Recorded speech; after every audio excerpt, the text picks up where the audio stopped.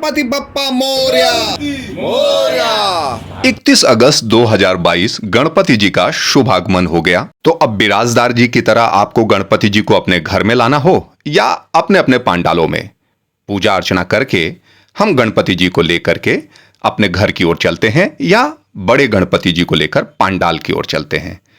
घर में हम लेके आते हैं, उन्हें बड़े प्यार से उतारते हैं, उनके शुभागमन पर गणपति बप्पा मोरया का उद्घोष करते हैं और विधिवत तरीके से देखिए महिलाएं जानती हैं कि कैसे क्या करना है, क्या विधि करनी है। बाकी अब बारी है पांडाल के गणपति की।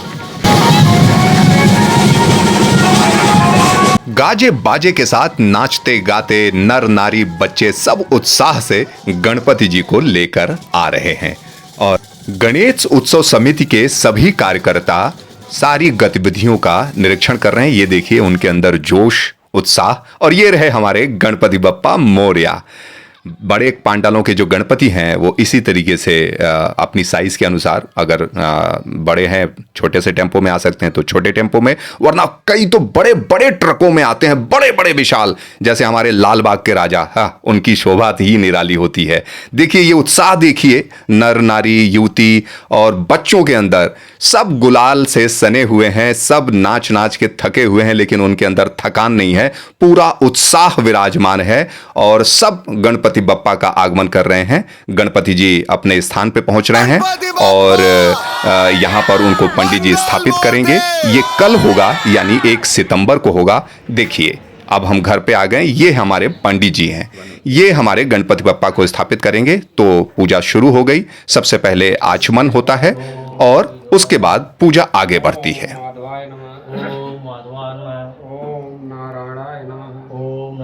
पंडित जी जो जो मंत्र बोलेंगे जजमान को वो करते जाना है और इस तरीके से देखिए पूजा में सब परिवार सब लोग सम्मिलित हैं, सारी चीजें तैयार हैं। देखिए नवग्रह पहले से बना दिया गया है।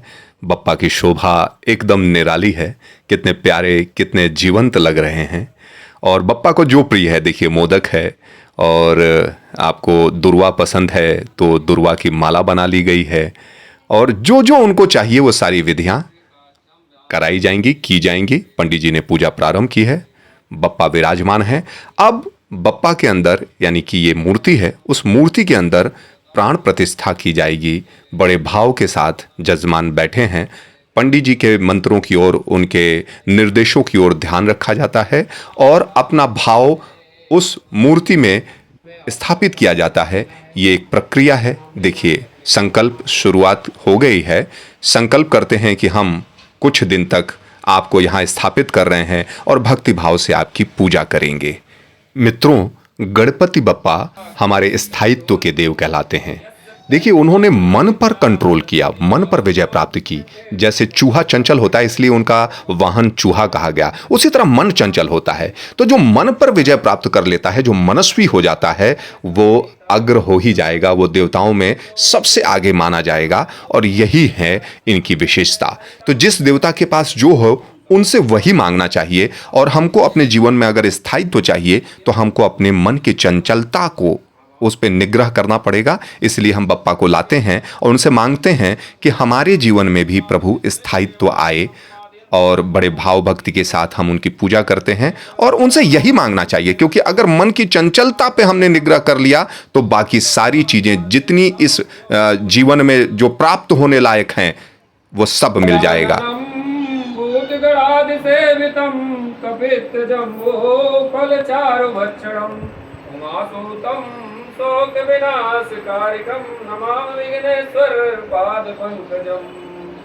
तो इस तरीके से पंडित जी कलश की स्थापना करवाते हैं, गौरी माता को स्थान देते हैं, सभी देवताओं की स्तुति करके उनका आवाहन करते हैं और फिर गणपति जी के अंदर प्राण प्रतिष्ठा के मंत्र बोले जाते हैं। उनके अंदर भावना के द्वारा प्राण प्रतिष्ठा की जाती है और उसका संकल्प और उसकी क्रियाविधि पूजा विधि आप देख रहे हैं। दोनों दंपति हाथ जोड़ करके बप्पा से ये प्रार्थना कर रहे हैं। इसी प्रकार बप्पा के सारे भक्त प्रार्थना करते हैं कि प्रभु आप इसमें विराजिए और हमको सेवा का अवसर दीजिए। मंत्रोच्चार द्वारा बप्पा के लिए पंचामृत भी बना दिया गया। उनको तिलक, चंदन आदि अर्पित किया जा रहा है। साथ ही साथ उनको वस्त्र भी अर्पित कर दिया गया। अब जनेऊ और उनके दुर्वा की माला आदि से उनका पूरा श्रृंगार हुआ। अब बारी है आरती की। थाल रेडी। अब शंखनाद।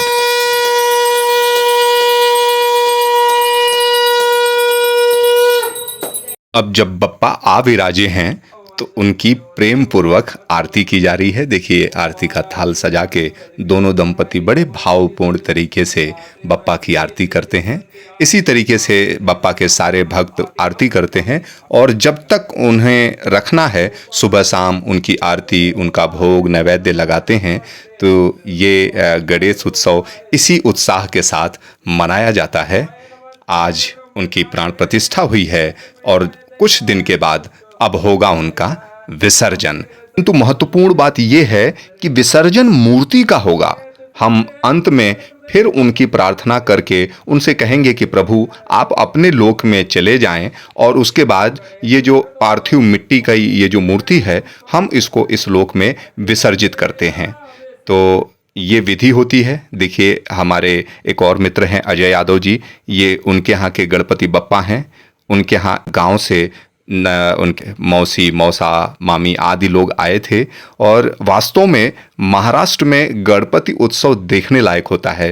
तो अगर बाहर के लोग हैं तो उनको हमें इनवाइट करना चाहिए और ये सांस्कृतिक विलय अपने आप में बहुत अच्छा होता है। हालांकि ये गणेश उत्सव अब धीरे धीरे पूरे भारत में ही नहीं पूरे विश्व में होने लगा है।